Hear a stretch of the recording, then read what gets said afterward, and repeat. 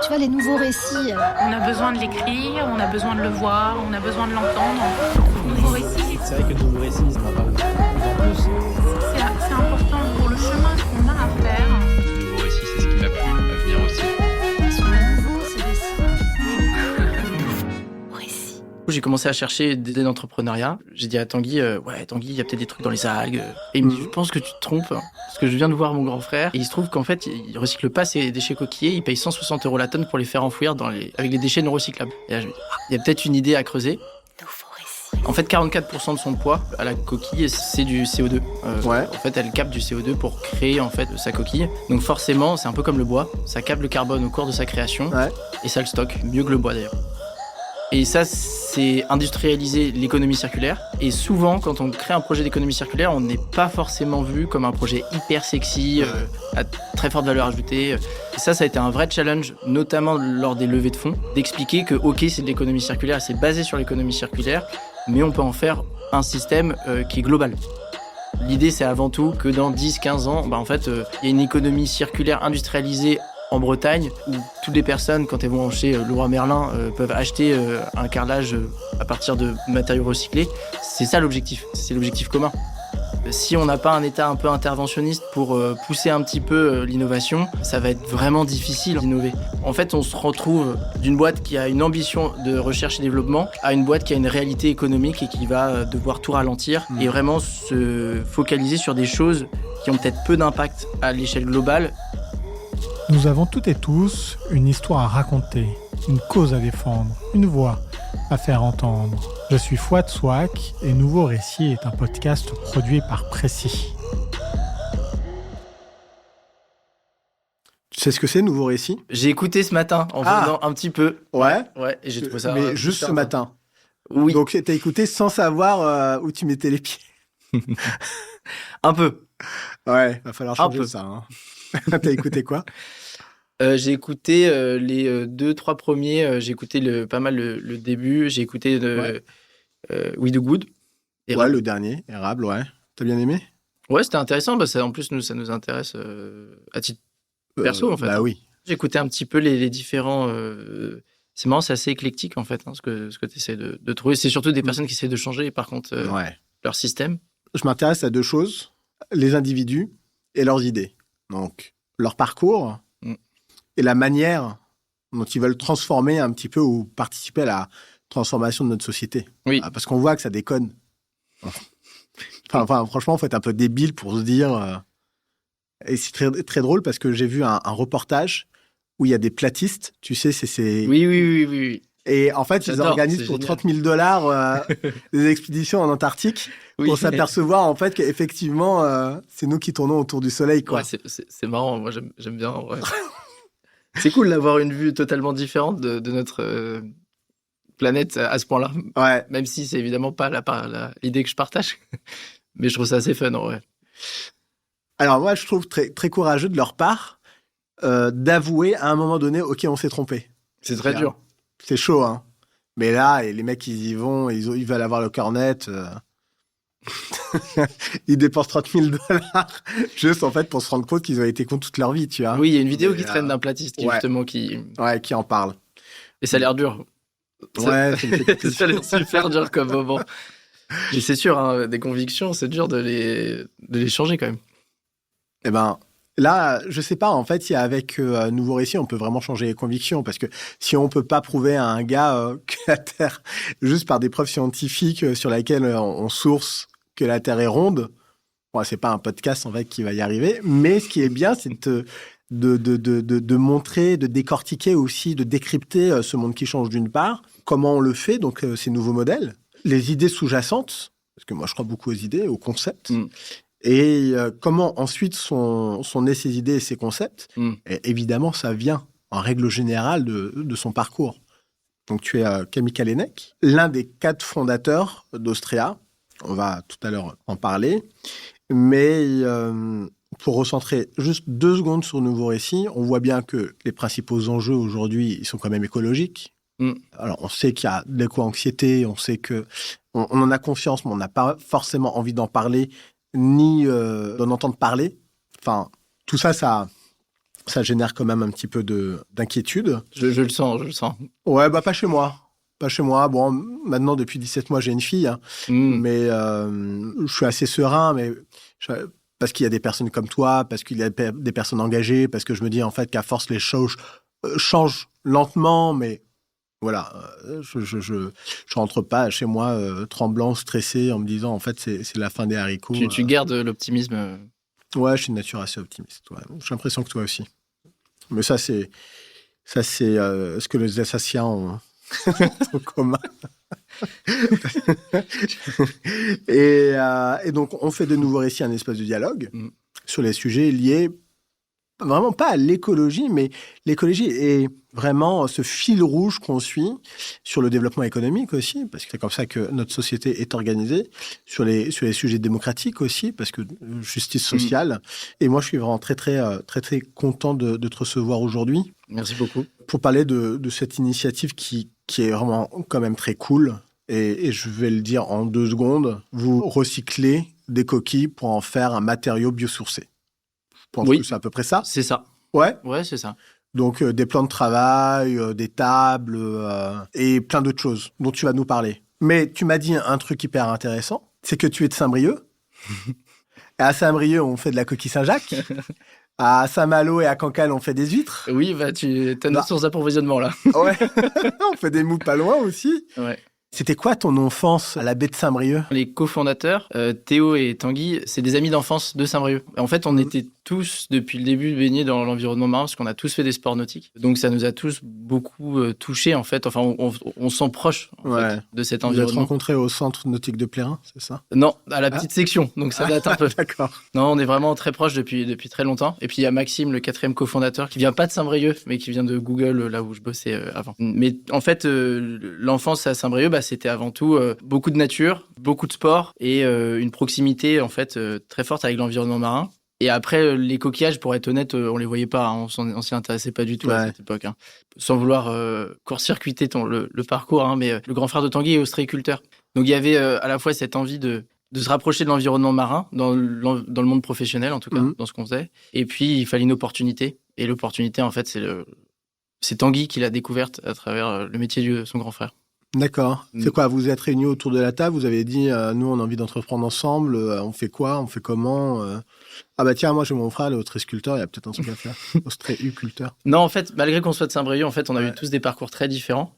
Donc, par exemple, Théo est parti aux Beaux-Arts, Tanguy est parti en achat et en finance. Moi, je suis parti en tech, où j'ai rencontré du coup Maxime, le 4e cofondateur. Ouais. Et en fait, moi, j'étais pas fan de mon job. Je trouvais pas, il y avait pas énormément de sens dans ce que je faisais. Du coup, j'ai commencé à chercher des idées d'entrepreneuriat et j'ai dit à Tanguy, Tanguy, il y a peut-être des trucs dans les algues. Et il me dit, je pense que tu te trompes, parce que je viens de voir mon grand frère et il se trouve qu'en fait, il recycle pas ses déchets coquillers, il paye 160 € la tonne pour les faire enfouir avec les déchets non recyclables. Ouais. Et là, je me dis, il y a peut-être une idée à creuser. Donc, il a vraiment eu l'idée, Tanguy, de ce gisement. Ouais. Et là, on s'est dit, qui on a, qu'on connaît, qui est très fort dans l'univers des matériaux et aussi en créativité. Et du coup, on a connecté avec Théo, qu'on connaît très bien, c'est un ami d'enfance, et qui est touche à tout. Il est capable vraiment de décortiquer n'importe quel matériau pour comprendre sa chimie. Et on l'a branché avec les coquillages. Et du coup, il a dit, attendez, c'est du carbonate de calcium. Ça s'utilise massivement, en fait, dans les matériaux, notamment de construction ou d'aménagement. Et on a commencé à faire nos tests comme ça. Et Maxime, on l'a embarqué très vite dans le projet, puisque Maxime, il était un peu dans ce même état d'esprit. Il avait vraiment une volonté d'entrepreneuriat, et d'entrepreneuriat avec du sens, évidemment. Ouais. Et que faisaient les 2 autres comme job ? Tanguy, il travaillait en fait il s'occupait d'une centrale d'achat pour des groupes hôteliers. Et Théo, il était responsable du laboratoire de fabrication aux Beaux-Arts de Rennes. D'où le fait qu'il était familier de ces sujets. Ouais. Moi, j'aimais beaucoup, même avant Austria, passer au Fab Lab de là où Théo était, parce qu'il y avait tout le temps plein de nouvelles machines, plein de nouveaux matériaux en découverte. C'était un endroit très excitant. Il est âgé de formation ? Non. Non, pas du tout, ouais. Il a un diplôme des Beaux-Arts, quoi. Ah ouais. Ah, c'est drôle. Je pense qu'on va parler un petit peu en long, en large et en travers de l'huître. Mais c'est vrai que moi, je me suis toujours questionné sur la coquille de l'huître pour une raison assez simple. c'est que je trouvais ce déchet absolument... En fait, c'est pas un déchet à la base, quand même. Oui. C'est un être vivant. On l'ouvre, on le bouffe et on le jette. Oui, après, les déchets, on a beaucoup d'êtres vivants qu'on considère comme des déchets à la fin. Mais oui, c'est pareil. Moi, j'étais un peu dégoûté, tu sais, quand j'étais petit par les moules, parce que je voyais mes parents en manger, il en restait plus à la fin qu'au début. Et donc, tu les jettes. Et quand tu as envie de faire une petite sortie romantique, tu vas au bellon, tu prends tes huîtres, tu te fous dans la crique, tu les manges et tu les jettes dans l'eau. Et en fait, au pied... Dans l'eau, en fait, t'as plein de coquilles ouvertes, juste parce qu'après les avoir bouffées, on les jette. C'est dégueulasse. Donc, ce retour à la mer, je le voyais comme assez... Et je me suis toujours posé la question de savoir, effectivement, moi-même, il y a longtemps, quel était l'avenir de ces coquilles. Et c'est très drôle, la façon dont vous vous êtes un petit peu lancé dedans. En fait, le problème de ce... C'est un déchet, aujourd'hui, c'est considéré comme un déchet. Mais là, le problème de ces coquilles, c'est qu'elles s'incinèrent pas. Elles n'ont pas de valeur calorique quand tu les brûles. Ouais. C'est involable. Et donc, du coup, tu es obligé de les enfouir. Tu peux pas ça se recycle peu aujourd'hui. Parce qu'en fait, le coquillage, que ce soit huître, moule, Saint-Jacques, ça se recycle depuis des siècles, mais avec peu de valeur ajoutée. Donc, pour l'amendement des sols, pour l'élevage aussi. Mais ça s'est pas développé parce que l'innovation, elle n'était pas suffisante pour contrecarrer ce qui existait déjà comme produit peut-être un peu plus chimique et plus efficace. Donc, la finalité, c'était en fait de les collecter et de les faire enfouir. D'accord. Ce qui est... Nous, on va le découvrir un peu plus tard par la suite. Au début, on avait vraiment une notion de recyclage, de trouver une innovation à forte valeur ajoutée qui permettait de donner du sens au recyclage des coquillages. Mais on ne se rendait pas compte qu'en fait, le coquillage était aussi extrêmement technique, ce qui nous a permis de déposer d'ailleurs des brevets sur le matériau, parce que en fait, le coquillage, c'est extrêmement technique comme produit, comme matériau, comme coquille, et on est au tout début de l'innovation autour de ce biominéraux. Ouais. Biominéral, pardon. J'ai 2 questions. Enfin, une question et une remarque. La remarque, c'est effectivement que ces coquillages sont composés de carbonate de calcium, c'est ça ? Et que ça capte le dioxyde de carbone. Oui, ouais. En fait, c'est un super allié contre le réchauffement climatique. Oui, bah oui. En fait, 44% de son poids à la coquille, c'est du CO2. En fait, elle capte du CO2 pour créer en fait sa coquille. Donc forcément, c'est un peu comme le bois. Ça capte le carbone au cours de sa création et ça le stocke. Mieux que le bois d'ailleurs. Il y a des cultures d'huîtres. Ah oui, ouais. Et alors, est-ce que ça a des avantages vraiment liés à la captation du CO2 et est-ce que aujourd'hui on a interrogé ici Écoterie qui plante des arbres pour faire des puits carbone. Est-ce qu'on peut considérer finalement que l'élevage d'huîtres, c'est aussi d'une certaine manière des puits carbone et qu'il faudrait favoriser l'élevage d'huîtres. Comme ça, on a plein de captation de CO2. Après, on récupère toutes les huîtres et on donne tout ça à Austria pour faire les plus beaux intérieurs. Honnêtement, oui, ça fait vraiment partie d'une solution de captage de CO2. Ouais. Et pas que. Ça, je pense qu'on s'en rend pas assez compte encore, mais c'est aussi une matière, entre guillemets, qui est renouvelable. On peut consommer l'animal et derrière, on a un matériau qui nous permet de construire, de faire de l'infrastructure ou de faire du rayonnement de sol, par exemple. Et ça, c'est renouvelable du moment qu'on a du CO2. Et ça empêche, en tout cas, il y a un vrai avantage, c'est que ça nous permet de pas trop extraire de matières primaires par rapport à le faire de la pierre de synthèse, du granit, quoi que ce soit. Ça n'a pas forcément... parce que les carrières sont pas non plus finies, de quartz par exemple, mais ça a un intérêt peut-être faible aujourd'hui, ça sera forcément un intérêt grandissant dans le futur. Ouais. Cette capacité de se renouveler, une ressource qui se renouvelle pour construire. Mais est-ce qu'on est obligé de finir les carrières ? Non, le problème, c'est que ça coûte toujours plus cher de recycler un déchet que de taper dans des ressources primaires. Et ça, c'est vraiment un problème d'échelle, en fait. C'est d'où l'intérêt de lier économie et écologie, quoi. Oui. Le problème, c'est qu'on ne peut pas... Le client, aujourd'hui, il est prêt à acheter un produit plus environnemental au même prix et à la même qualité. Ouais. Mais il ne peut pas faire de contre... ou très peu. Pas suffisamment pour justifier un plan industriel. Évidemment. Donc, il faut trouver des systèmes autres. D'où les rôles des pouvoirs publics de favoriser peut-être par une TVA moins importante afin de baisser le prix avec des marchands qui jouent le jeu et qui n'augmentent pas en fait le prix initial, mais effectivement avec une TVA réduite pour favoriser l'acte d'achat des consommateurs, par exemple. Ça existe déjà, effectivement. La législation se durcit envers les matériaux. Il y a le fichier FDS qui apparaissent. Ouais. Il y a surtout la loi RE 2020 pour le secteur du bâtiment. Ouais. Alors donc ça, c'est une très grande avancée et ça permet vraiment d'ouvrir des possibilités pour des nouveaux matériaux parce que les constructeurs sont obligés de s'y intéresser. Le problème, c'est que c'est pas suffisamment contraignant pour justifier une hausse, un écart de prix. Le constructeur va presque préférer prendre l'amende plutôt que de choisir des matériaux innovants parce que ces matériaux sont pas parfaits encore. Et vous travaillez justement à perfectionner la transformation, la valorisation de ces matériaux.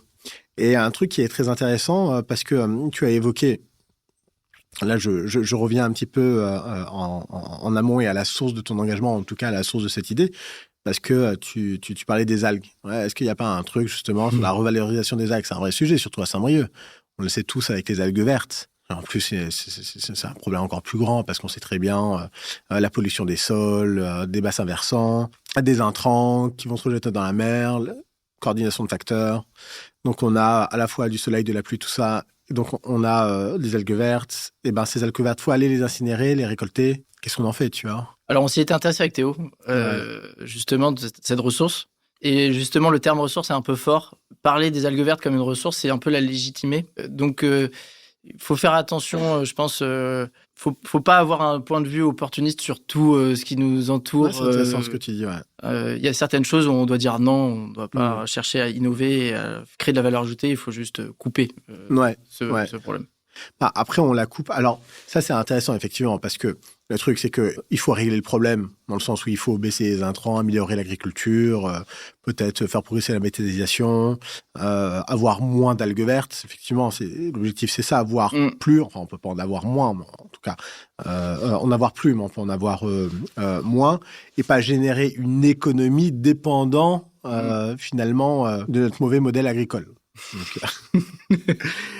J'assume évidemment de le dire. Il y a un centre dans les Côtes-d'Armor, justement, qui s'appelle le CEVA, le Centre d'études sur la valorisation des algues. Je ne sais pas si tu le savais.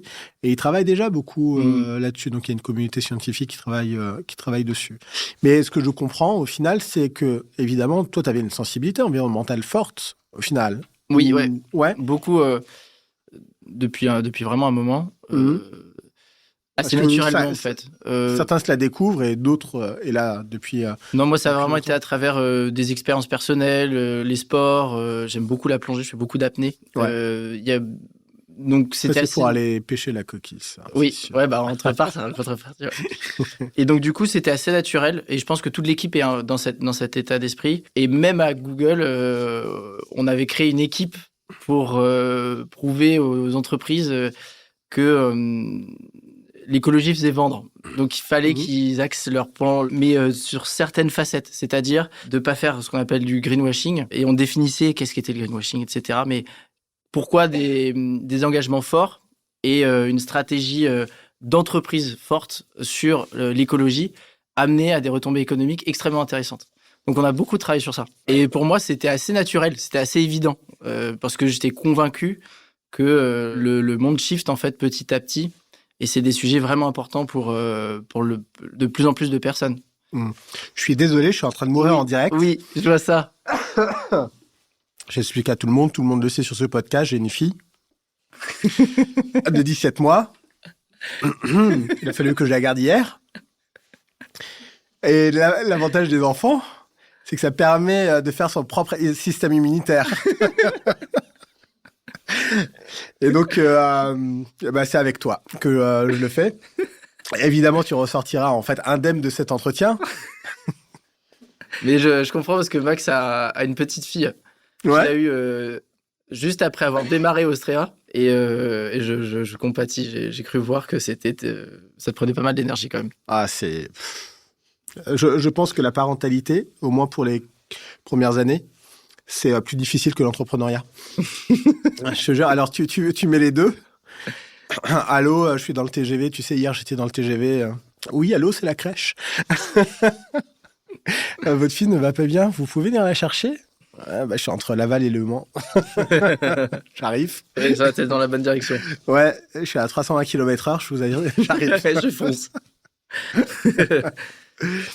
Bon, excuse-moi, c'est bon. Non, je suis désolé j'imagine, ça va être assez. J'ai un petit chat là qui me gratte. Ah. Mais ça va aller. Tu as travaillé au PNUD, le programme des Nations Unies pour le développement. Ah oui.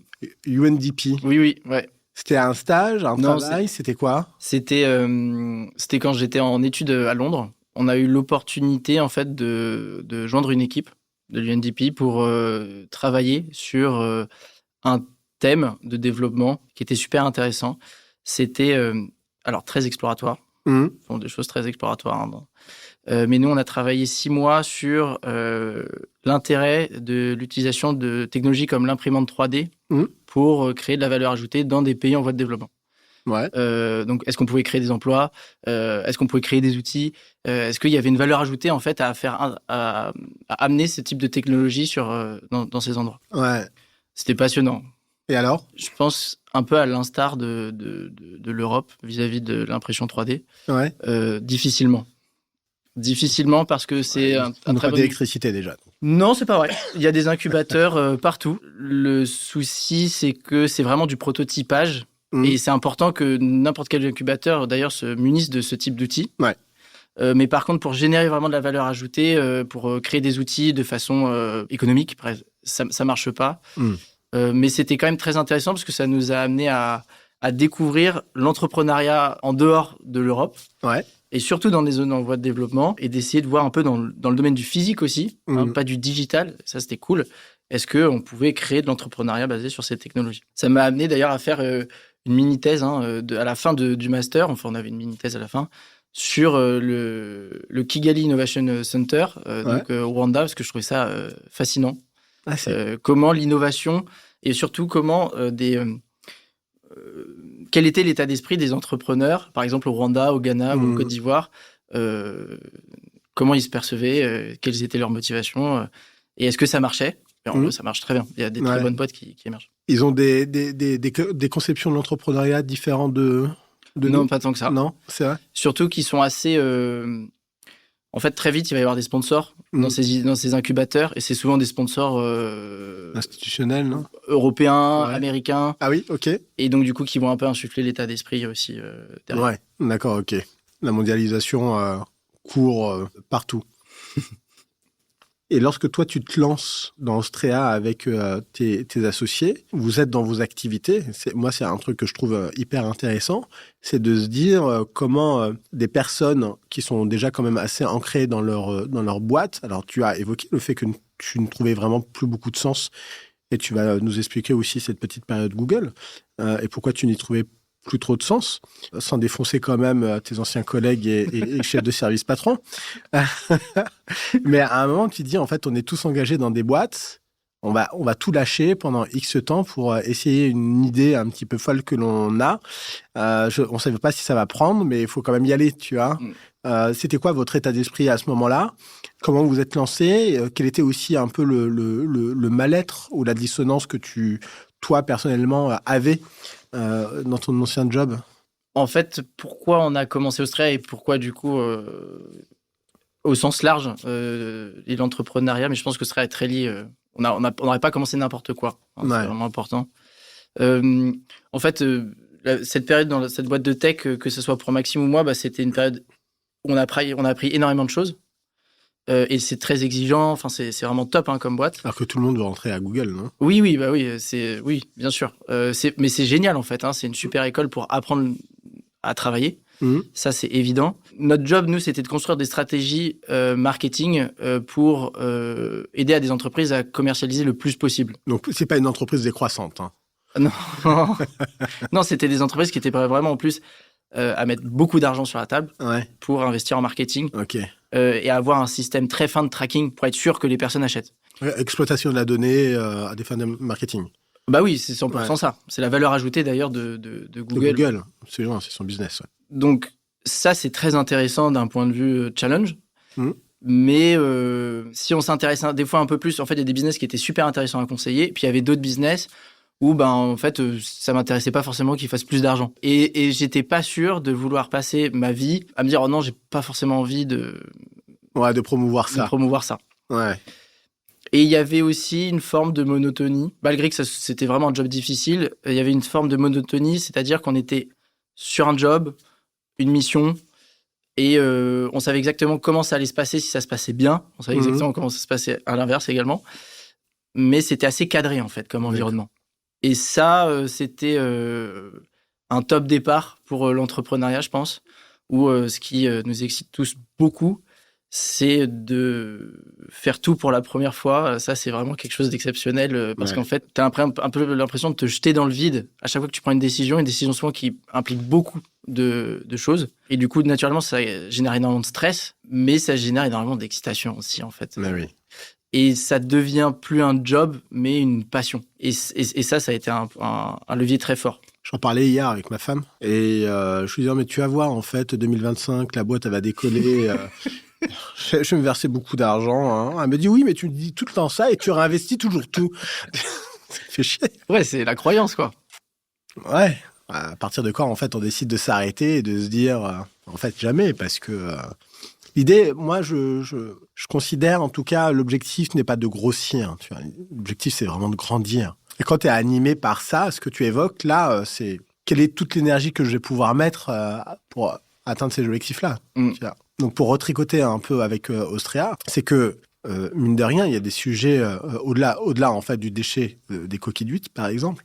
Il y a de vrais enjeux, par exemple, sur les alternatives au sable pour créer ces matériaux biosourcés et ne pas aller en baie de Lannion avec des gros tractopelles qui va participer à l'érosion des côtes et puis à la destruction de la biodiversité et à plein d'autres choses. On se dit, finalement, on a ça. Enfin, on a tout ce qu'il faut, effectivement, pour avoir ces alternatives et avoir du béton complètement OK. Et c'est vrai que ça a été un challenge assez fort. C'est que nous, on a tout de suite cru dans le potentiel, en fait, de recycler les coquillages, parce qu'on s'est rendu compte qu'il y avait des gisements énormes. Et on avait évidemment une vision industrielle de ce qu'on faisait, parce que sinon, on se dit, on n'allait pas répondre à l'enjeu. Ouais, ne pas avoir l'impact suffisant. Ouais, et c'était vraiment un objectif. C'est pas de faire un petit projet dans le sens où, en fait, on est un peu du marketing, mais vraiment de créer un système qui n'existe pas avant et qui résout vraiment un problème.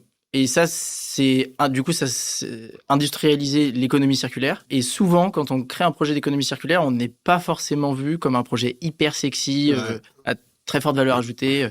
Et ça a été un vrai challenge, notamment lors des levées de fonds, d'expliquer que, OK, c'est de l'économie circulaire, c'est basé sur l'économie circulaire, mais on peut en faire un système qui est global. Parce qu'en fait, des gisements de coquillages, il y en a partout dans le monde. C'est des gisements massifs et qui permettent vraiment de remplacer des matériaux existants et de prendre des vraies parts de marché à des matériaux existants au profit de ce matériau. Alors, vous adressez à un problème global, mais quel est votre défi ou principal défi dans Austria ? Il y en a beaucoup, des défis. La collecte, déjà, peut-être, ou pas du tout ? L'approvisionnement, c'est un énorme défi. C'est un défi, non pas parce que... Alors, le gisement est disponible, mais créer une structure logistique autour du gisement et intéresser suffisamment les ostréiculteurs, les mytiliculteurs ou les pêcheurs de Saint-Jacques pour qu'ils les trient correctement, ça n'existait pas forcément. Parce que nous, on demande une certaine qualité de coquillage pour pouvoir faire le matériau. Et donc, ça a vraiment demandé de développer la filière en amont pour nous permettre d'être approvisionnés suffisamment. Ça a été un très gros travail qui a été fait par Tanguy, et avec son grand frère notamment, qui connaît très bien l'écosystème en fait. Et ce qui est super grisant, c'est que aujourd'hui, il y a une compétition qui est en train de naître autour du coquillage. C'est-à-dire que les ostréiculteurs me disent, attends, mon truc, je paye plus 160 € la tonne, je te le vends 1 € du kilo. Donc, c'est pas ces prix-là exactement, mais c'est marrant, en fait, de voir que très vite, les mentalités ont changé autour de ce déchet. Et ça, c'est grâce en partie au travail sur l'approvisionnement qu'on a fait et le travail d'autres entreprises qui s'intéressent aussi au coquillage. Est-ce qu'il pourrait arriver presque à vouloir produire des huîtres juste pour revendre la coquille ? Genre, en fait, on fait une huître dégueulasse, mais c'est pas grave, en fait, on va vendre la coquille. J'ai pas mal pensé ça aux huîtres. Ils ont fait ça à New York pour assainir l'eau. Ouais. Ils ont plus d'1 million de coquilles. Je me suis dit, attends, on peut peut-être s'arranger. On peut peut-être créer du matériau à New York avec le gisement disponible. Oui, on peut l'imaginer comme ça. Et ça peut vraiment être une source de capture de CO2. Après, nous, on essaye surtout pour l'instant de mapper le gisement existant et de résoudre le problème présent. Et on sait déjà réussir à résoudre le problème maintenant, c'est-à-dire de la consommation d'énergie qu'on met pour enfouir les déchets ou l'agrandissement des zones d'enfouissement. Ça, c'est déjà l'objectif numéro 1. Après, pousser les ostréiculteurs à produire toujours plus pour produire plus de matériaux. Dans l'absolu, ce serait une bonne idée, mais on ne veut pas brouiller le message non plus. Ouais, je me demande parfois si le business ultime, c'est pas le business qui en génère évidemment beaucoup d'autres. Je pense souvent à l'iPhone, un premier smartphone créé par Apple et Steve Jobs, qui a créé un écosystème de business autour notamment des applications, et à l'intérieur même des applications, encore d'autres business. Et je me dis, en fait, effectivement, Austria, il y a quand même un truc comme ça où le champ des possibles sur l'utilisation, en fait, est énorme. En fait, il est gigantesque. Ça, c'est ce que va voir très facilement, en fait, c'est ce que recherche un investisseur, c'est quelle est la taille du marché que tu adresses. Et plus ton produit peut convenir à un usage de différents marchés, en fait, effectivement, tes possibilités sont énormes et la scalabilité de ton modèle est intéressante. Bon, après, l'iPhone, c'est facile, mais c'est incroyable, cet outil. Ouais, mais ça veut dire que la scalabilité, en fait, c'est pas juste un concept dans la tech. Il existe aussi...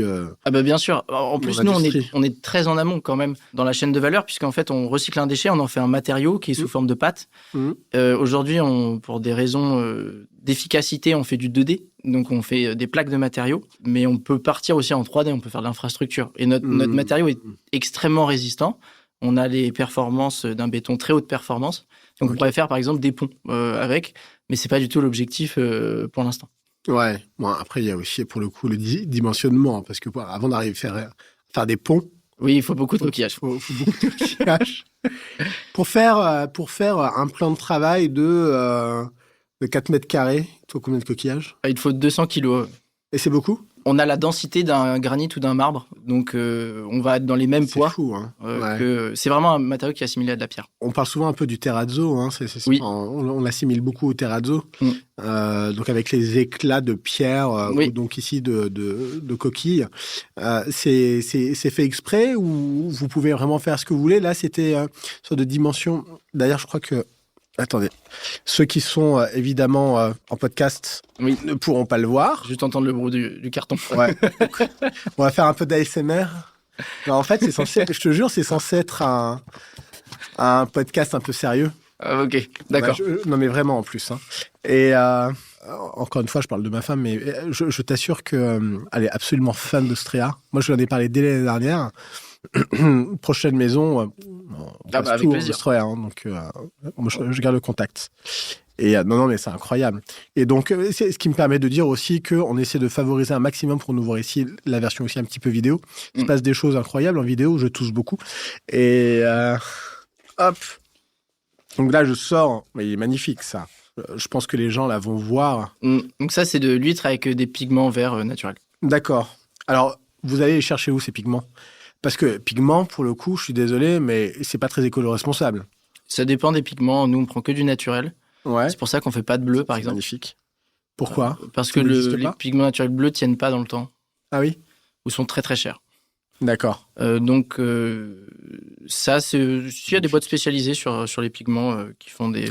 Donc, on a ici tous les éclats, c'est de la coquille ? Oui. Après, on ne voit pas tout de la coquille. Ouais. Nous, justement, c'est un bon point que tu as partagé, c'est que là, on voit le coquillage sous une certaine fraction, parce que ça fait référence au terrazzo. Ouais. Le terrazzo, c'est quelque chose qui est très à la mode en ce moment, qui fait vendre. Donc, du coup, nous, on a pris ce choix esthétique. En réalité, nous, on charge beaucoup plus, et en fait, on micronise le coquillage, donc c'est de la poudre, en fait. Et après, on va pouvoir jouer sur la granulométrie, donc la taille des paillettes de coquillage, pour faire varier l'esthétique. Donc, on peut avoir des gros morceaux. On peut dire, là, c'est vraiment du coquillage. Ouais. Et on peut avoir quelque chose où c'est une plaque blanche. Et impossible de savoir que c'est du coquillage. D'accord, ok. Oui, parce que, je sais pas, vous le passez, en fait, sous une... On a des... broyés. Ouais, on a des broyeurs, Vous choisissez la taille. Oui. Et après, vous faites votre produit. Oui, parce que dans les formulations, on a besoin de plusieurs types de granulométrie, donc de taille de coquillage, pour faire l'architecture à l'intérieur du matériau. Et comment vous le liez? Donc nous, on utilise ce qu'on appelle une matrice minérale. Il n'y a vraiment aucune matière pétrosourcée dans le matériau. C'était un objectif, évidemment. Ouais. Et du coup, la colle, c'est du ciment qui est argileux. On est parti sur cette colle parce que ça permettait au matériau d'avoir des poids carbone qui étaient très faibles et ça permettait aussi d'avoir un matériau qui était recyclable. Donc, on peut recycler dans n'importe quelle déchetterie. On avait un peu une obsession, c'était de produire un matériau qui résout un problème, un challenge, et qui n'en crée pas un autre derrière. C'est-à-dire que ce matériau-là, en fin de vie, on sait quoi en faire, ça va être réutilisé dans l'industrie du BTP. Nous aussi, on peut le réintégrer dans notre système, mais c'était pas suffisant. Donc, il y a vraiment des chaînes de collecte pour ce type de matériaux qui sont en fait de la pierre, qui sont utilisés dans l'industrie du BTP en granulat. Pour les pigments, je passe un message. J'ai l'impression de ne faire que ça. Pili, je ne sais pas si tu connais Pili. Non. C'est une société qui a été créée par une femme merveilleuse que j'aimerais inviter ici. Et puis, j'espère qu'elle nous écoute. J'espère, ça m'étonnerait, mais j'espère. Elle s'appelle Marie-Sarah Adenis. Ou Adeni, je crois que c'est Adenis. Et donc, elle travaille, son sujet, c'est le microbe. Donc, elle plaide pour la réhabilitation du microbe. Donc, elle a créé Elle devrait être en contact avec ta petite fille. Oui, complètement. Mais j'aimerais bien, en fait, que Marie-Sarah reprenne tous les microbes là d'Ariane, je te jure, parce que là, j'en peux plus. Et donc, pour créer des pigments, sans avoir une seule goutte de pétrole dedans. Parce que les colorants, les pigments... Les colorants, c'est différent. C'est, pour le coup, en fait, une des choses les plus polluantes. Oui, bien sûr. Ouais. Nous, on a mis un peu de temps et c'est des pigments qui coûtent très cher par rapport à des pigments synthétisés naturellement. Vous avez trouvé combien de brevets, justement, pour, entre les pigments, le liant, les processus d'industrialisation aussi, on va en parler un peu parce que cet enjeu-là, effectivement, de scalabilité, en tout cas, de s'adapter au marché et puis essayer d'en trouver d'autres, ou en tout cas de passer à l'échelle, c'est évidemment celui de passer de l'artisanat à l'industrie. Comment vous faites ? Quels sont aussi les brevets, les innovations, sans rentrer dans les détails, que vous avez élaborés? Quels sont les objectifs aussi que vous assignez à moyen-long terme, enfin à moyen terme, on va dire. Long terme, le monde entier, à moyen terme, je ne sais pas. Voilà, je sais qu'il y a plein de questions un peu dans le désordre, mais comment on passe de l'artisanat à l'industrie? Quels sont les objectifs que vous fixez? En fait, Austria, c'est une boîte de recherche et développement avec une vocation industrielle. Ok. C'est quoi votre statut? C'est une SAS. Ouais, ok. Mais on investit, quand je dis que c'est une boîte de recherche et développement, c'est qu'on est fondé sur de la recherche et développement et on investit énormément d'argent. On est JEI. Vous êtes JEI. Vous avez un cabinet de conseil qui vous fait vos rescrits fiscaux et tout. Oui. Ah, ça, il faut un petit peu parce que ça coûte cher, la recherche et développement. J'avais une adresse pour vous, en plus. Donc, on dépense beaucoup d'argent dans ce secteur. Et du coup, en fait, l'artisanat, c'est plus un laboratoire qui ressemble aujourd'hui à de l'artisanat parce qu'on essaie de le faire tourner le plus possible pour honorer les commandes qu'on reçoit beaucoup. Mais en fait, très vite, on va passer à une PME parce qu'en fait, l'année prochaine, c'est une semi-industrie, donc c'est quelque chose d'un peu plus gros. Puis en fait, très vite, on va passer à un stade indus parce que c'est à ce moment-là, on aura de l'impact. Donc, finalement, la colonne vertébrale de ça, en fait, c'est la recherche, c'est la capacité à développer son produit et l'amener du labo à l'industrie. Et après, tu construis en fait tout autour. Tu construis ton petit atelier pour honorer tes commandes, ensuite ta petite usine pour montrer que c'est industrialisable, et ensuite tu construis ton usine, et ensuite tu dis, en fait, le modèle, on le réplique. Et on y va, et on va dans le fond. D'accord. Au niveau de la propriété industrielle, ça c'est assez technique parce qu'il y a des choses que tu souhaites breveter, il y a des choses que tu souhaites pas breveter. Parce que quand c'est breveté, ça tombe aussi dans le domaine public. Absolument. Donc, il faut faire attention à ça. Donc, d'où on a des parties de ce qu'on fait qui sont brevetées. Il y a d'autres parties qu'on cloisonne, qu'on garde chez nous pour s'assurer que la technologie de fabrication soit protégée. Parce que nous, on protège à la fois la formulation et à la fois les techniques de fabrication. Et pour rentrer un peu plus dans le détail, on protège à la fois le produit fini, mais aussi le granulat.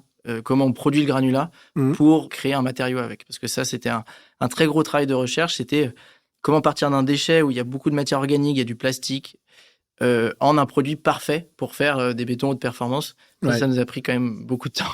Je sais qu'avec ces coquilles, on peut produire autre chose. On l'a évoqué un petit peu en off, notamment des routes, en tout cas des revêtements, de l'enrobé, qui ne doit pas répondre, j'imagine, aux mêmes caractéristiques que un béton haute performance. Non, nous on a... Parce qu'en fait, aujourd'hui, retraiter le déchet, Ça coûte, comme j'avais partagé, beaucoup plus cher que taper dans des mines. Bien sûr. Donc, on est obligé de rester sur un produit fini à haute valeur ajoutée. En tout cas, qui se compare à des produits à haute valeur ajoutée. Ouais, Pour un peu luxe, quoi. Un peu luxe. C'est quoi le prix au mètre carré de... Donc, nous, on le commercialise à 290 € du mètre carré un peu en B2B. Un peu B2B. Donc, tu rajoutes 30% ou 40% pour le client final. À discrétion des du personnes revendeur. qui commercialisent. Ouais. Donc, tu peux atteindre facilement les 500 € le mètre carré. Oui. Ouais. Donc, pour un plan de travail, c'est un petit peu à quoi tu peux t'attendre quand tu utilises du marbre ou du granit ou de la pierre de synthèse. Et pour le revêtement de sol, c'est super cher pour l'instant. C'est pour ça qu'on est obligé de passer des étapes d'industrialisation pour, au fur et à mesure, arriver sur du moyen de gamme. Tu fais tes toilettes et puis basta, quoi. Oui, un petit peu. Aujourd'hui, en fait, nous, notre stratégie, c'est... on a commencé par le mobilier parce que c'était petit et tu prends moins de risques. Ensuite, on est passé au plan de travail, beaucoup plus technique comme pièce, mais à haute valeur ajoutée. Et en fait, là, on démarre le sol. On a déjà quelques projets de sol, mais compte tenu de notre capacité de production, on le vend très cher. Et du coup, au fur et à mesure, on va pouvoir accéder à des marchés parce qu'on va pouvoir produire plus et produire moins cher. Donc, réduire le coût, Il y a à la fois notre capacité à nous de production qui augmente et qui fait baisser les coûts, mais il y a aussi notre capacité d'achat de coquillages et de structuration de la filière, qui permet vraiment d'abaisser les coûts, en fait, du traitement du déchet. Et j'imagine, par exemple, que travailler avec des sièges sociaux, encore une fois, vous n'êtes pas forcément en direct parce que vous passez par des revendeurs, mais les clients définitifs, finaux, c'est un peu ça, quoi. On va faire le revêtement d'un siège social de Google, il faudrait retaper à la porte de ton ancien employeur, tu vois. Ou des archis, évidemment, un peu luxe. Je pense notamment à une boîte, moi, que j'adore de Jules Mény-Deschamps, qui s'appelle Ouvrage Paris. Ils font des boutiques éphémères, enfin bref, truc top. Mais effectivement, et c'est ce que l'on voit bien là, c'est que d'une certaine manière, si on est vraiment engagé d'un point de vue environnemental, ça coûte un bonbon. Et sur tous les sujets, sur la maison passive, sur les matériaux biosourcés, sur le traitement des déchets, sur ses produits alimentaires. Pour prendre soin de sa planète, il faut être riche, en fait. Et ça, c'est vraiment une réalité. C'est que c'est très dur de rentrer en compétition avec un produit plus écologique sur le mass market avec des produits très bien établis. Nous, en fait, on est capable de le prouver qu'on va y arriver, mais pas maintenant, en fait. Il faut qu'on passe des étapes pour pouvoir... En fait, pour donner un exemple très concret, l'année prochaine, on va produire à peu près 40 000 mètres carrés. Donc, c'est beaucoup plus, qu'on fait 1000 mètres carrés cette année, on en fait 40 000 l'année prochaine. Et en fait, un producteur de carrelage, il fait entre 5 et 8 millions de mètres carrés par an. Donc, forcément, son outil de production, il est bien plus efficace et sa chaîne d'approvisionnement est bien plus efficace que la nôtre. Donc, nous, pour atteindre ces prix et être en compétition avec ces personnes, on va falloir qu'on passe à un stade beaucoup plus élevé. Donc, ça demande de la patience. Je vais te poser 2 questions, Camille. La première, c'est comment tu fais pour passer de 1000 à 40 000 Et je vais te demander à être sincère, évidemment. Et la seconde chose, c'est que j'imagine en fait que les grands industriels, je sais pas, je prends du porcelana, Porcelanosa. En gros, c'est un partenaire industriel parce que les mecs, ils ont les usines, ils ont un réseau de distribution mondial, que les mecs, en plus, ils sont plutôt haut de gamme. Et ils seraient intéressés, je sais même pas, peut-être qu'ils font déjà de l'intelligence économique sur Austria, tu vois, pour passer à l'échelle, encore une fois. Est-ce que la vocation, vous, ça va être d'être indépendant et de développer votre capacité industrielle et commerciale, ou est-ce que ça va être, à un moment donné, effectivement, peut-être de vous associer je suis désolé de le dire là, mais peut-être même de vous faire racheter parce que ça demande un pognon dingue. Alors, pour répondre, après, si tu veux, je peux revenir sur le 1000 à 40 000, qui est un petit challenge aussi, mais qu'on a dû craquer pour intéresser les investissements. Nous, on garde la tête du projet tant qu'on est les personnes les plus attitrées pour tirer le projet. Ah, c'est bien ce que tu dis. On va pas vendre le projet à une boîte qui veut faire du greenwashing et étouffer ce projet. Par contre, si à un moment, il y a une accélération possible très forte parce qu'il y a des synergies possibles, faut pas hésiter, en fait. Faut pas s'agripper coûte que coûte à son petit truc. L'idée, c'est avant tout que dans 10-15 ans, en fait, il y a une économie circulaire industrialisée en Bretagne où toutes les personnes, quand elles vont chez Leroy Merlin, peuvent acheter un carrelage à partir de matériaux recyclés. C'est ça l'objectif. C'est l'objectif commun. Donc, Tu crois que la Bretagne est capée pour structurer une industrie telle que celle-ci ? Alors, oui, parce que déjà, il y a énormément de personnes de très haut niveau dans l'industrie en Bretagne. Ouais. Oui, parce que les pouvoirs publics sont extrêmement présents pour ce type de projet. Et oui, parce que la ressource, elle est disponible. Il y a beaucoup de challenges pour y arriver. Mais on est très bien positionné aujourd'hui pour y arriver. En tout cas, nous, on y croit.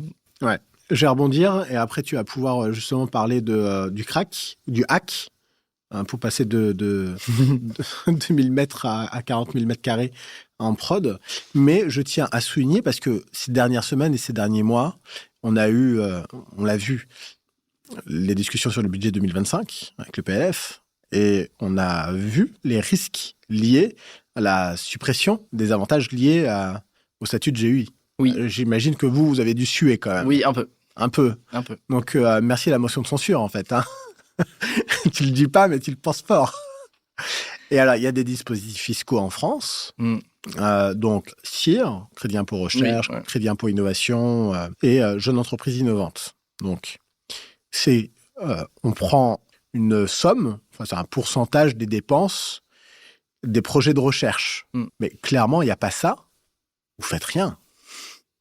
Ou alors, il faut lever infiniment plus de fonds.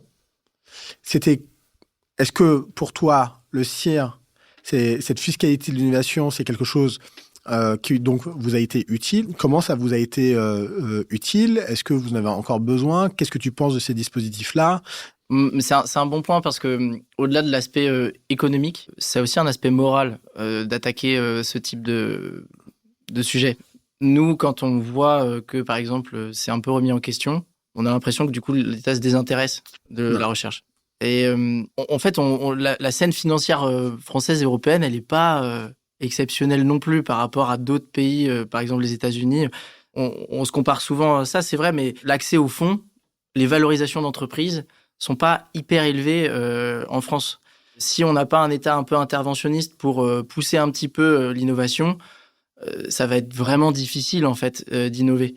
En fait, on se retrouve d'une boîte qui a une ambition de recherche et développement à une boîte qui a une réalité économique et qui va devoir tout ralentir et vraiment se focaliser sur des choses qui ont peut-être peu d'impact à l'échelle globale, mais qui permettent de la faire vivoter. Donc en gros, très concrètement, il se passe quoi? Nous, si on n'a pas accès à ces aides-là, on divise par 2 l'équipe de recherche. On se focalise du coup sur des business ayant moins d'impact comme le mobilier. En gros, on est juste moins ambitieux. Ouais. Et je pense que notre niveau d'ambition et le niveau d'ambition des boîtes françaises au niveau de la recherche, après c'est peut-être un peu généraliste, mais reste carrément modeste par rapport à peut-être d'autres pays. Et ça, c'est parce qu'on n'a pas forcément accès suffisamment au fonds pour pouvoir le financer. Forcément, je prêche ma paroisse, mais il y a aussi un autre point, c'est que ça a des retombées économiques externes, en fait. Nous, quand on investit en R&D, en fait, on travaille avec des laboratoires de recherche publique, on forme des techniciens, on forme des ingénieurs sur un domaine intéressant, mais qui intéresse pas mal de personnes, et il y avait peu de fonds qui étaient disponibles dessus. Donc, en gros, il y a beaucoup d'externalités positives. La recherche, je pense que c'est très fort, l'impact que ça peut avoir. Mais comme elle est des fois difficilement mesurable, on se dit, tiens, c'est le premier truc sur lequel on va taper dessus. Même une entreprise, en fait, peut facilement se dire, oula, cette année, c'est pas top. La R&D, est-ce qu'on cut un peu? C'est une énorme erreur. Je pense, pour l'avenir. Je suis absolument convaincu. J'irais même plus loin, et c'était les discussions. Ça veut dire que c'était les discussions ces dernières semaines autour de la création d'un statut de jeune entreprise innovante à impact. On prend ton produit. On l'a dit, tu le vends 290, 300 balles le mètre carré aux revendeurs. Ils vont prendre leur marge. Donc, on va atteindre des montants relativement importants. Et la TVA, là-dessus, a un impact, mais est quand même relativement faible. Je pense qu'il a plus d'impact sur des produits, on va dire, de première nécessité, comme les produits alimentaires, par exemple. Dans quelle mesure, et je pense que c'est aussi le rôle de l'État, parce que les sujets environnementaux, c'est un sujet systémique et global. On ne peut pas demander uniquement, en fait, à une catégorie d'acteurs économiques de s'en emparer. Il faut que tout le monde soit responsable, mais ils ne peuvent pas être les seuls. Et l'État aurait la possibilité, justement, de se dire que pour lutter contre ces freins extrêmement importants financiers, eh bien, ils pourraient mettre en place des dispositifs tels que, alors soit j'ai eu Impact ou CIR Impact, je ne sais pas, mais quelque chose qui serait ciblé et qui favoriserait encore davantage, en réalité, la recherche et l'innovation écologique, d'une certaine manière, d'une part. Et puis d'autre part, je ne sais pas, là c'est une question, si dans votre R&D, elle est purement technique, ou si il y a aussi un volet un peu plus social, méthodologique, organisationnel, reposant davantage sur votre capital humain et pas vraiment sur vos brevets technologiques. Alors la R&D est quand même très tournée technologie. Et sur par contre, l'organisation d'Austria, c'est pour ça c'est pas forcément la recherche qui s'en occupe, l'équipe de recherche et développement. Par contre, l'organisation de l'entreprise, ça c'est quelque chose qui nous intéresse beaucoup parce que d'une part, avec Maxime, on a quand même été nourri à une boîte qui est exceptionnelle sur cet aspect-là, où elle est vraiment exceptionnelle sur la façon dont elle dynamise ses équipes, le soin qu'elle donne vraiment à chaque personne, c'est assez impressionnant quand on travaille pour cette entreprise. Et en plus, nous, on arrive dans l'industrie, domaine qu'on ne connaît pas du tout, personne n'a d'expérience là-dedans, et on a une vision à tort, mais assez froide. L'industrie, c'est à la chaîne, les gens qui ne sont pas forcément fun, le 3-8, ça ne donne pas envie en fait. Donc, nous, on voulait créer, on voulait absolument, et on veut instaurer un écosystème un peu start-up cool, bonne ambiance, dans le domaine de l'industrie. Donc ça, on est très à l'écoute de tout le monde qui travaille, notamment à l'atelier. Et surtout, on fait attention à ce que le directeur d'usine, en fait, comprenne notre état d'esprit et fasse en sorte que cet état d'esprit, en fait, il se développe et soit vraiment très concret dans l'entreprise. Tu sais que ça, par exemple, c'est finançable au titre du CIR ? Non. Et ça, c'est un vrai hack. Ça veut dire que si tu veux augmenter ton assiette de CIR, à partir du moment où tu as envie, par exemple, d'améliorer la manière dont on travaille, dont on collabore, tout ce que l'on désigne comme l'innovation sociale est en réalité des opérations de recherche qui reposent sur ce que l'on appelle les opérations de recherche en sciences sociales et humaines, ou sciences humaines et sociales. Ça répond aux critères de Frascati. Ça, non, je ne savais pas que c'était finançable parce que pour autant, ça demande des fois pas mal de recherche. Par exemple, faire passer une usine de 5 jours à 4 jours, ça demande quand même beaucoup de travail. Et c'est du travail, entre guillemets, de recherche, vraiment pas non productif. Donc, c'est des ressources que l'entreprise alloue sur un travail de recherche sociale. Parce que chaque système est différent, donc il faut le tester à ton niveau. Mais oui, c'est intéressant. Non, mais c'est vraiment... Et donc, il faut favoriser, à mon humble avis, davantage... Parce qu'en plus, souvent, les entreprises font ça. C'est-à-dire qu'elles travaillent sans le savoir sur des opérations de recherche. Oui. Et puis après, il suffit de se mettre un peu dessus, de le formaliser, de structurer. Et puis ensuite, ça devient de vraies cellules de recherche en SHS. Tu vois. Et là, il y a vraiment ce petit hack de l'entrepreneuriat. Je pense que toutes les entreprises à dimension vraiment sociale et écologique devraient pouvoir faire attention à ça. Vous avez fait une levée de 1,2 million d'euros au départ, me semble-t-il, l'année dernière, qui vous a servi donc... de financer l'atelier actuel et de la recherche. Ok. L'objectif, donc, c'est de poursuivre probablement ces levées de fonds pour vous doter davantage d'outils. Oui, là, on vient de finir notre levée de fonds qui nous a permis d'investir dans notre nouvel outil industriel, une mini-usine de 5000 m2, et d'investir aussi beaucoup en recherche, on met une grande partie là-dedans, et un petit peu en marketing. Ça y est, ça démarre. Un peu de budget marketing. Après, on a une très bonne traction commerciale sur le matériau. Depuis qu'on a démarré le projet, chaque mètre carré qu'on produit, on le vend des mois à l'avance. Et donc, du coup, l'équipe de commercial est quand même relativement sous-dimensionnée. Aussi parce que la personne qui s'en occupe est très forte, Maxime, mais oui, on a une certaine facilité à commercialiser le matériau. Ouais, c'est vrai que le matériau est quand même super sexy.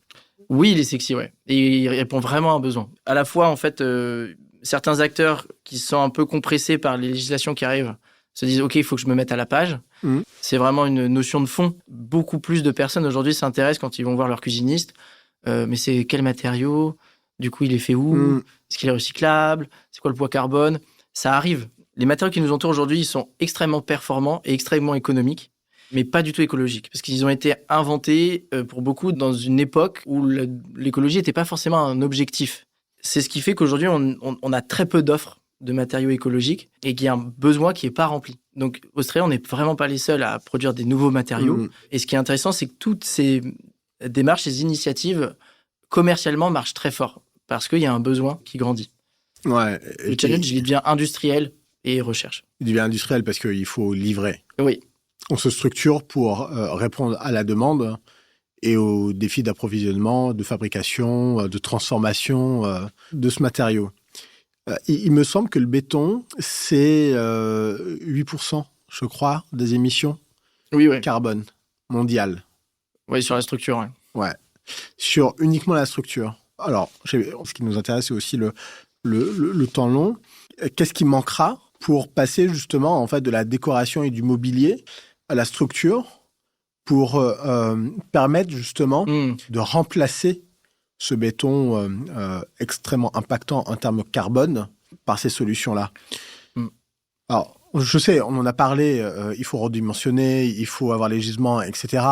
Mais à quelle échéance tu penses qu'il sera possible, à un moment donné, d'avoir ce fameux pont fait de coquillages recyclés? Déjà, nous, on part vraiment sur une industrialisation et pas forcément sur le structurel pour l'instant, parce qu'en fait, là, effectivement, c'est un marché hyper vaste, le béton structurel. Ouais. Nous, on s'attaque à des matériaux qui sont encore pires. La pierre de synthèse, c'est ce qui occupe une très grande partie. Par exemple, aujourd'hui, il y a une marque très connue de pierre de synthèse qui fait 80% des plans de travail en pierre. Donc, nous, c'est déjà ça, notre marché. Ou par exemple, le carrelage qui est absolument pas écologique aussi, parce que c'est des fours à très haute température, c'est pas recyclable, le carrelage. Ouais. Donc, nous, c'est déjà des marchés immenses. Ah ouais. Vraiment immenses. Et ça, c'est déjà une belle réussite. Ouais. Après, c'est vrai que nous, pour pouvoir faire du structurel, ça demande à la fois une capacité industrialisée qui est vraiment à un niveau très élevé et à la fois une capacité à certifier le produit pour faire des ponts.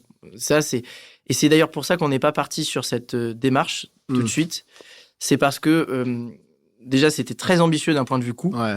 Mais aussi, c'était très ambitieux d'un point de vue certification. On peut couler la boîte, en fait, parce qu'au bout de 3 ans ou 4 ans, on n'arrive pas à faire certifier le matériau pour du structurel. Donc, on a préféré rester plutôt bon père de famille et de s'attaquer sur d'autres marchés qui étaient plus évidents pour nous tout de suite. D'ailleurs, aussi, c'est ça qui est intéressant, c'est que le béton structurel, tout le monde veut lui découper sa tête.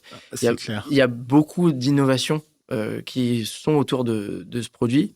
Alors que les matériaux d'aménagement, très peu. Ouais. Vraiment très peu. Alors que c'est des marchés de plusieurs dizaines de milliards d'euros en Europe. Plein de choses, là. Moi, j'adore, c'est vrai, petite maison d'architecte, full béton, full vitre. Tu le fais en bois aussi. Et alors, exactement. Tu fais une maison en bois. Aujourd'hui, on peut même faire des charpentes en bois hyper solides, passives. Et effectivement, avec son carrelage, son plan de travail, son mobilier avec Austria. Et là, pour le coup, je pense qu'on peut vraiment réduire très considérablement l'impact carbone de sa maison. Et en fait, tu m'as fait penser à 2 acteurs bretons que tu dois connaître, je pense. Le premier, c'est Grain de Sail. Oui, bien sûr. Ouais. Ce qui est génial avec Grain de Sail, ce qui est leur objectif initial, on a accueilli ici Jacques Barrault, c'était pas de vendre du chocolat et du café. Pourtant, il est pas mal. Il est très bien. Malheureusement, pas pour mon poids. Et c'est en consolidant, en fait, un modèle économique basé sur le commerce de chocolat et de café qu'ils sont parvenus à faire Grain de Sail 1, puis Grain de Sail 2, et ils sont déjà sur Grain de Sail 3. Oui, ouais. Et donc, d'augmenter la capacité de charge de leur cargo à voile, c'est génial. Donc, finalement, dans quelle mesure la commercialisation, c'est pas juste le modèle économique qui nous permet d'innover? Pour financer cette recherche-là, il faut un but. Ouais, et il faut aussi avoir être assez solide financièrement. Et pour être solide financièrement, après, là, la particularité, c'est que les consommateurs achètent le produit final issu de cette innovation. Ce que l'on achète avec Grain de Sail, c'est une partie, c'est-à-dire le transport. Et donc, le fret décarboné. Je te laisserai réagir à ça juste après mon deuxième exemple. C'est Marina. Tu connais Marina? Non. Et Marina, c'est une boîte de Morlaix, issue de la recherche également, c'est son fondateur, qui a identifié chez les arénicoles, donc les arénicoles, ce sont les vers marins, qu'ils étaient en fait des transporteurs de sang universel. C'est un truc de malade mental. C'est fou. Et il a eu toute la peine du monde avoir la certification CE. Et évidemment, tout pouvait se casser la gueule s'ils ne l'avaient pas, cette certification. Donc, il y a du lobbying, de machin. Donc, on dépasse le simple fait d'avoir une innovation. On doit aller contre... Faire du lobbying, oui. Ouais. Changer les règles. Changer les règles, mais considérablement, tu vois. Et dans ton secteur d'activité, on est quand même aussi à un moment donné sur comment les règles s'adaptent, restent à des standards extrêmement élevés, mais s'adaptent pour y intégrer ces considérations environnementales, écologiques et sociales. Donc, on voit que le modèle économique est vraiment extrêmement important dans la manière d'arriver ensuite à ces fins. Moi, je pense qu'il est un peu prédominant aujourd'hui, malheureusement, parce que le moyen de développer son entreprise, c'est quand même de vendre quelque chose à un moment et d'intéresser en fait des financeurs. C'est d'avoir vraiment une traction, ce qu'on appelle une traction commerciale. Donc nous, on s'est vraiment basé sur cette idée, ce précepte de se dire ce qu'on fait, il faut absolument qu'il y ait un sens commercial à ce qu'on fait à cette échelle-là, et puis ensuite à une plus grande échelle. Mais le fil rouge, c'est qu'on répond à un besoin qui est identifié, et il y a un budget des personnes pour ça. Il y a un marché, il y a des systèmes de distribution. Pour nous, ça rendait quand même le projet bien plus viable que de partir sur une idée qu'on allait peut-être valoriser si on allait pouvoir modifier certains facteurs qui semblaient très ambitieux. Par exemple, changer la loi. Pour autant, nous, c'est un des points qui nous intéresse. Là, on commence du coup à échanger avec d'autres boîtes, justement, dans les nouveaux matériaux, en disant, ça vous dit pas, on se rencontre, on a des très bons liens, on crée peut-être une équipe et on commence à faire concrètement du lobbying. Pour dire, attendez, ce qu'on fait, c'est peut-être un peu mieux, il faut peut-être pousser un peu plus, ne serait-ce que dans les marchés publics. Absolument. Mais ça, on le voit pas comme une condition sine qua non pour exister. Nouveau Récit s'intéresse justement à ces questions-là. Et c'est le cœur central. C'est, tu le dis, une entreprise, sa vocation première, c'est quand même de faire du fric. Tu vois, allez, on n'injecte pas de l'argent à fond perdu, on n'injecte pas des subventions. Je me permets parce que en fait, quand on a fait notre levée de fonds auprès de fonds d'investissement, là sur cette deuxième levée, je me suis dit, je vais titiller un peu le système. Enfin, je vais essayer de comprendre. C'est quoi ces fonds à article 9 ? Parce que du coup, nous, naturellement, on allait vers des fonds à impact. Et j'aurais posé la question, j'aurais dit, mais du coup, quelles sont les métriques ? C'est le truc le plus... J'ai peur de dire une bêtise, mais je crois que c'est bien article 9, où c'est vraiment le top du top, le fonds qui est vraiment orienté à impact, hyper dur avec son portefeuille vis-à-vis de ça. Et du coup, je me suis permis de dire, mais qu'est-ce que vous recherchez comme métriques ? C'est lesquelles les plus importantes finalement ? Et si jamais ils vont investir dans une entreprise qui génère pas une rentabilité suffisante pour leur permettre de perdurer et d'apporter un retour sur investissement à leurs LPs, à leurs personnes qui leur donnent de l'argent. Et du coup, je leur ai poussé, mais est-ce que c'est possible d'apporter un business model où la rentabilité n'est pas si évidente que ça, l'impact est très fort ? Non. Ça s'appelle une asso, une fondation. Exactement, on m'a dit que ça s'appelait une asso. Bon, voilà, ça veut dire où est-ce qu'on en est sur les entreprises à impact. Si on veut exister, dans le système actuel, voilà un peu les conditions. Ouais. Alors, je pense que quand tu gères ce genre déjà, je te confirme, ça s'appelle bien les fonds article 9. Ensuite, je pense que les transitions à son pack écologique, à son mental, à son idéologique, c'est ce qu'on creuse ici. Et ce que tu dis est vraiment très juste. C'est que, encore aujourd'hui, ce qui doit servir d'une certaine manière à l'intérêt général, c'est d'une part les pouvoirs publics. On voit bien que les pouvoirs publics ne peuvent pas s'occuper de tout le temps, partout. Donc, qu'est-ce qu'ils font ? L'État se retire d'un certain nombre de compétences ou les transfère à des collectivités. Ça reste la puissance publique des collectivités, des mairies, des régions, des départements. Nous, on aimerait bien d'ailleurs que l'État file un peu plus de responsabilité et de pouvoir à ces collectivités. Mais souvent, ça se fait pas avec les fonds dont on a besoin. Oui, ouais. Et donc, le désengagement de l'État, qui est vraiment très fort dans un certain nombre de domaines, et ils s'en remettent, par exemple, à des assos. Bon. Et les assos, ils ont un modèle économique. Elles ont un modèle économique, c'est le don. Donc, soit le don d'entreprise, et ils ont 66% d'abattement fiscal, ou soit les dons de particuliers, donc c'est pareil. La générosité publique, c'est le modèle économique de ces assos, et ils font beaucoup, par exemple, dans le mal logement. Mais les entreprises ne servent pas que des intérêts particuliers. On le voit pour celles qui se définissent comme un impact, même si je considère en fait qu'après le greenwashing, on a aussi beaucoup d'impact washing. Donc, déterminons celles qui sont véritablement à impact, celles qui sont entreprises à mission, etc., qui s'assignent des objectifs, pour le coup, ici, qui ne sont pas que financiers. Et on voit que certaines servent un intérêt général. Ce que vous faites sert un intérêt général. Mais il faut pouvoir générer cet argent-là, c'est vrai. Donc, l'indicateur qu'ils évoquent, c'est de dire, en tout cas moi je l'interprète comme ça, si on veut vivre le plus longtemps possible, parce que malgré tout, l'argent reste quand même un peu le nerf de la guerre, si on veut servir notre mission, il faut exister le plus longtemps possible, et pour être le plus longtemps possible, il faut être un petit peu rentable. Ça peut s'entendre. Donc, dans quelle mesure, malgré tout, on a des fonds qui se disent, on sait qu'à terme, on pourra trouver un modèle tirant vers la rentabilité, mais misons davantage, effectivement, sur le niveau d'impact que cette entreprise aura.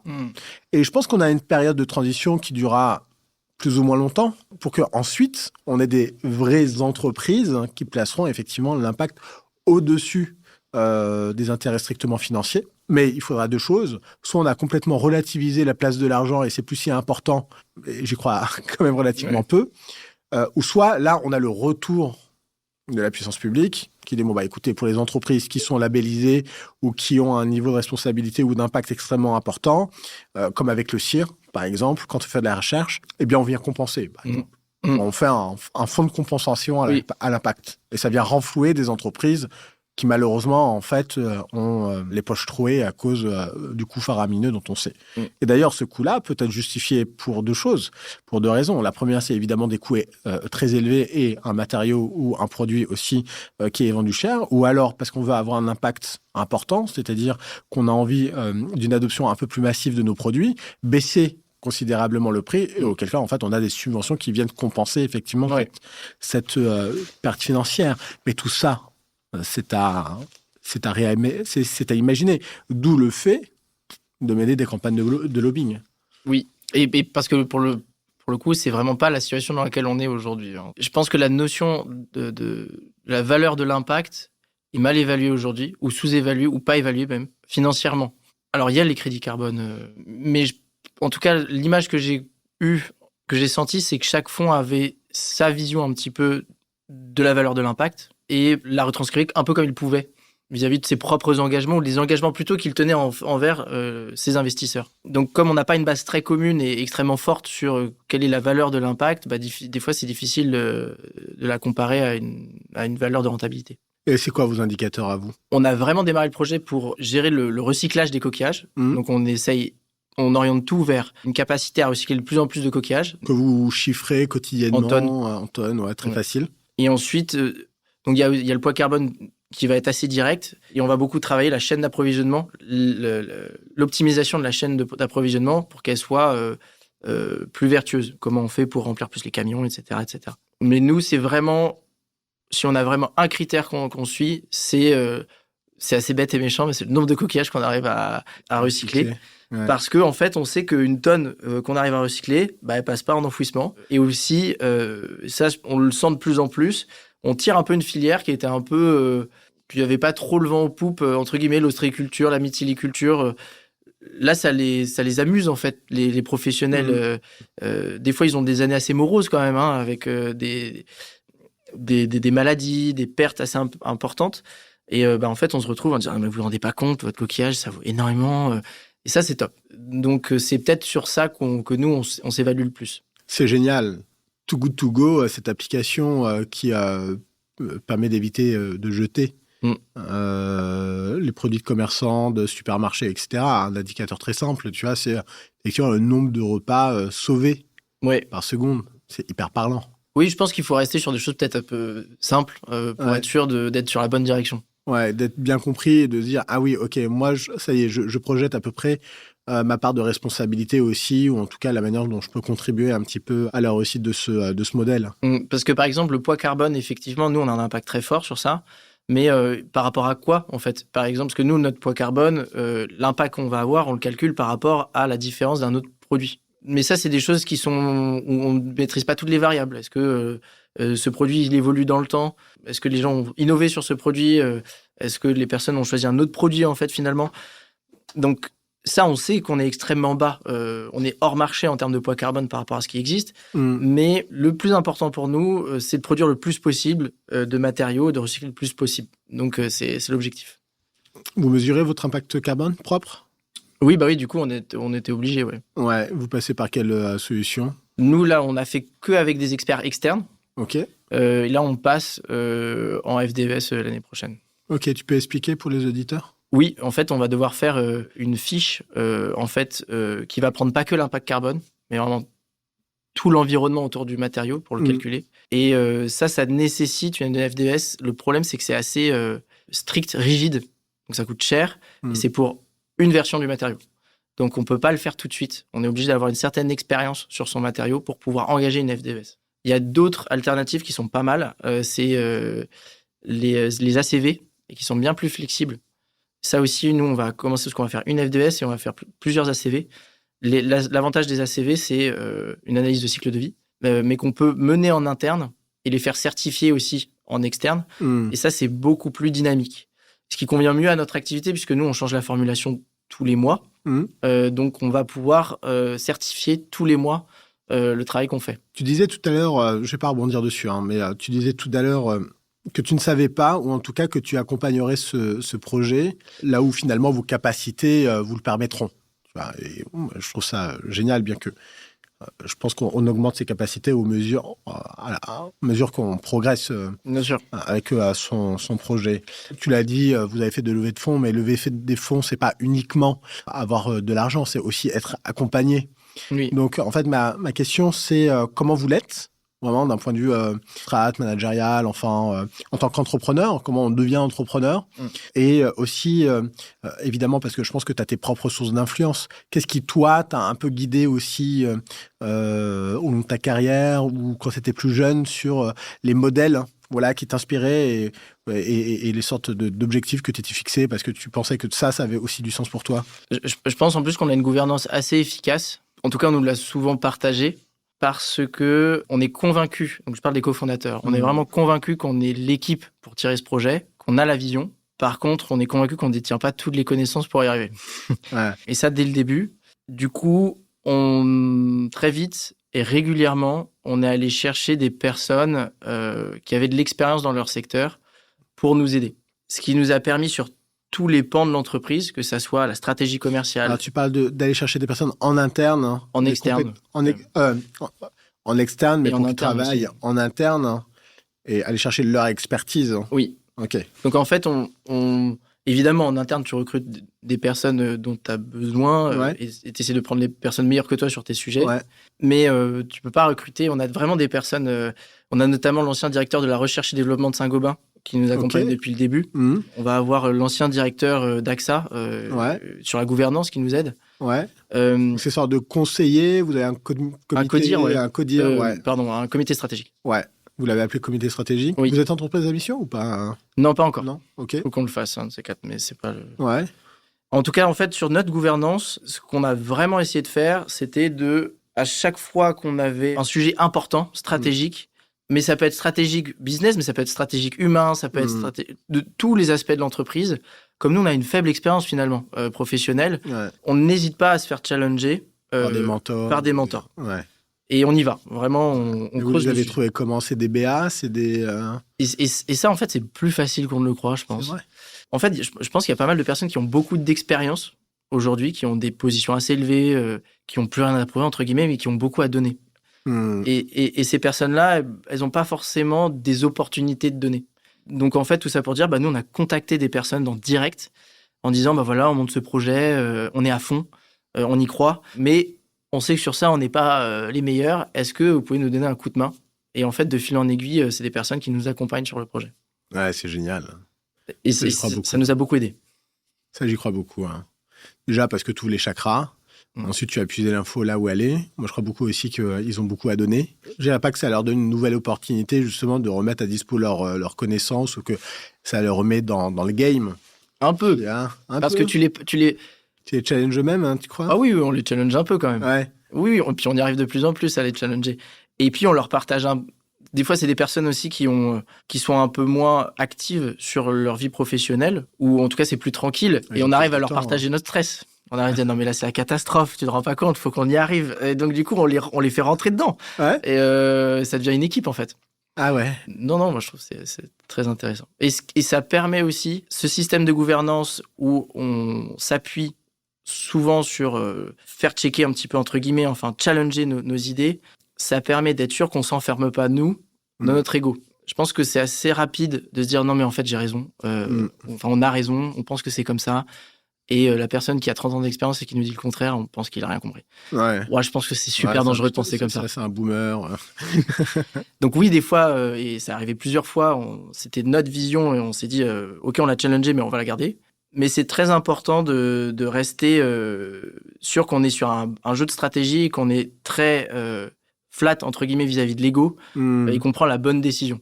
Et pas parce qu'on veut s'accrocher à son idée. Et comment vous prenez des décisions à 4 ? Ça, c'est assez fluide. On prend toujours des décisions, du coup, à 4, ou en tout cas avec l'accord des 4. Des fois, ça arrive avec l'accord de 3 et le plus ou moins désaccord d'une personne. Ouais.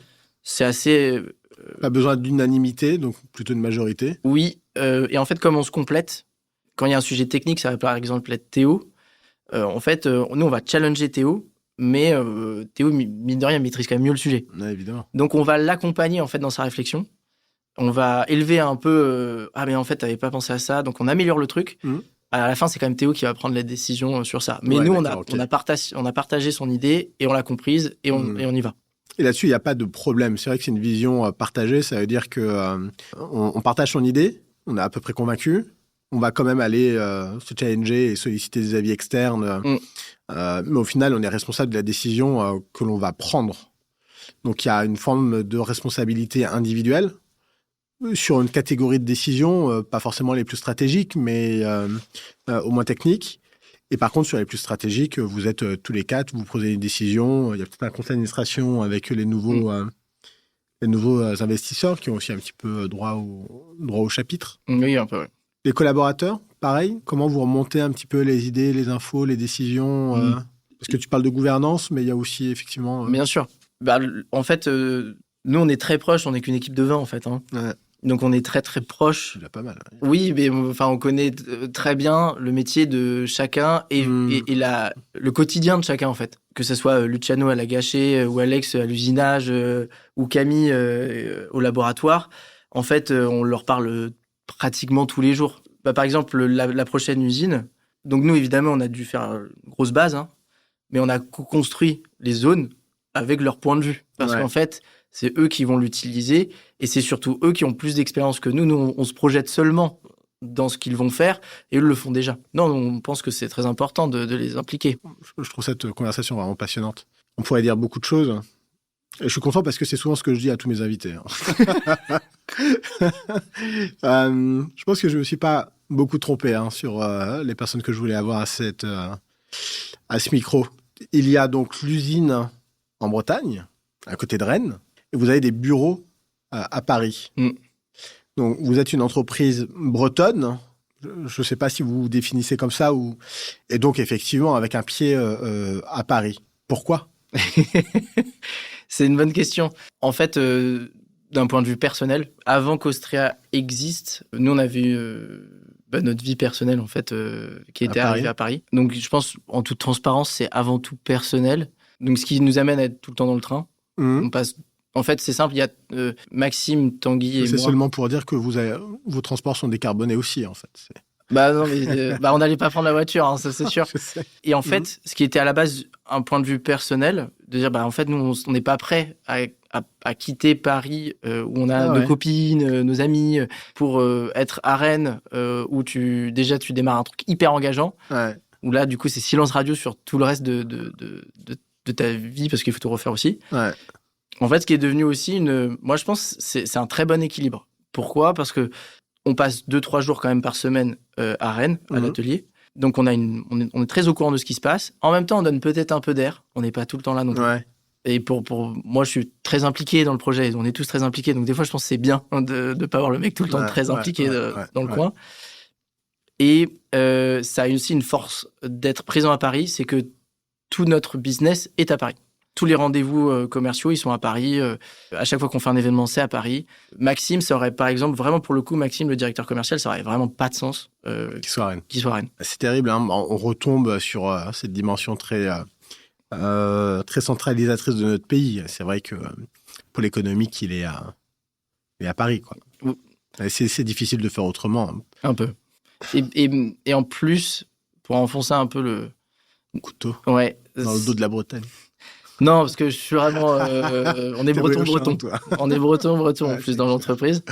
Ouais. Alors, les Bretons sont très à fond hein, sur le matériau. On vend pas mal en Bretagne. Mais les personnes qui ont le plus besoin de se différencier parce que la concurrence est le plus exacerbée dans le domaine de l'architecture, c'est à Paris. Ouais. Donc, c'est carrément eux qui tirent aujourd'hui commercialement le projet. C'est ce bassin parisien où il y a une très grosse concurrence. Et puis, regardez, j'ai un nouveau matériau. Mais c'est incroyable. Et du coup, l'architecte gagne le projet comme ça. Ouais, d'accord. On n'en a pas suffisamment parlé. Les premières personnes auxquelles vous vous adressez, ce sont les archis ? Oui, ouais. Les promoteurs immobiliers et les architectes. Ouais, parce qu'ils sont prescripteurs en vérité. Exactement. Ouais. C'est-à-dire qu'ils vont travailler sur des appels d'offres, effectivement, sur, je sais pas, en fait, des logements collectifs, pas des maisons, mais... du particulier, au siège, au logement collectif. Voilà. Ouais. Et donc, ce que tu es en train de dire, c'est que un des éléments différenciants, c'est justement ce genre de produit. C'est ce que je partageais un petit peu à un moment, c'est qu'en fait, vraiment, les matériaux, il y a très peu d'innovation. Ouais. Donc, en fait, l'archi, ça fait un peu 10 ans qu'il travaille, c'est un même mallette. Donc, à un moment, il arrive avec un nouveau matériau, avec une belle histoire à raconter, même lui, en fait, ça l'excite. Il se dit, mais génial, en fait, j'ai un nouveau truc dans les mains et je vais essayer de l'évangéliser. Nos clients, les architectes, c'est les premiers à pousser le produit. Ouais. Non, mais c'est vraiment formidable. En tout cas, ce qui est absolument certain, c'est que j'aurai ça un jour chez moi. Avec plaisir. Faudra quand même attendre à un moment donné que... L'année prochaine, ce sera un peu moins cher. C'est vrai. On va rester en contact, évidemment. Moi, je te remercie infiniment d'avoir fait le déplacement, parce qu'encore une fois, on est dans le studio qu'on vient d'installer à la Passerelle Coworking.